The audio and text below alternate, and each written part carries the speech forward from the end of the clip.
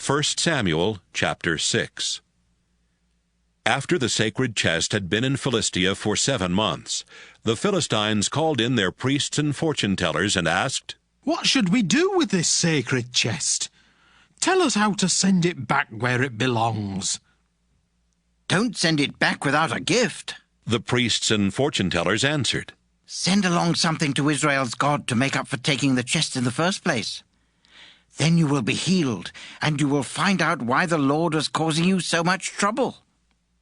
"What should we send?" the Philistines asked. The priests and fortune-tellers answered, "There are 5 Philistine rulers, and they all have the same disease that you have. So make 5 gold models of the swords and 5 gold models of the rats that are wiping out your crops. If you honor the God of Israel with this gift, maybe he will stop causing trouble for you and your gods and your crops. Don't be like the Egyptians and their king. They were stubborn, but when Israel's God was finished with them, they had to let Israel go. Get a new cart and 2 cows that have young calves and that have never pulled a cart. Hitch the cows to the cart, but take the calves back to their barn. Then put the chest on the cart. Put the gold rats and swords into a bag and put it on the cart next to the chest. Then send it on its way." Watch to see if the chest goes on up the road to the Israelite town of Bethshemesh. If it goes back to its own country, you will know that it was the Lord who made us suffer so badly.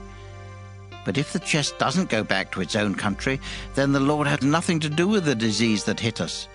It was simply bad luck. The Philistines followed their advice. They hitched up the 2 cows to the cart, but they kept their calves in a barn. Then they put the chest on the cart, along with the bag that had the gold rats and sores in it. The cows went straight up the road toward Bethshemesh, mooing as they went. The Philistine rulers followed them until they got close to Bethshemesh. The people of Bethshemesh were harvesting their wheat in the valley.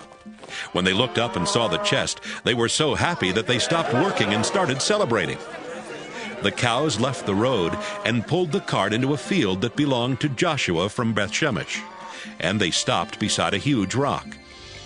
Some men from the tribe of Levi were there. So they took the chest off the cart and placed it on the rock, and then they did the same thing with the bag of gold rats and sores. A few other people chopped up the cart and made a fire. They killed the cows and burned them as sacrifices to the Lord. After that, they offered more sacrifices. When the 5 rulers of the Philistines saw what had happened, they went back to Ekron that same day. That is how the Philistines sent gifts to the Lord to make up for taking the sacred chest.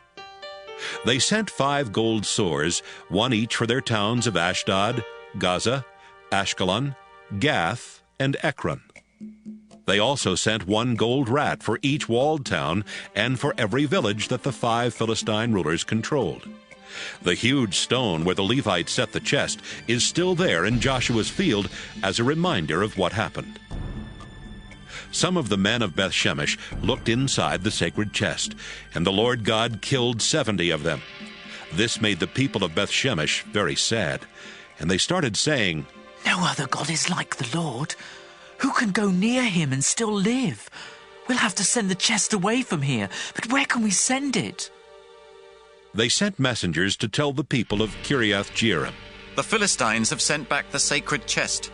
Why don't you take it and keep it there with you?"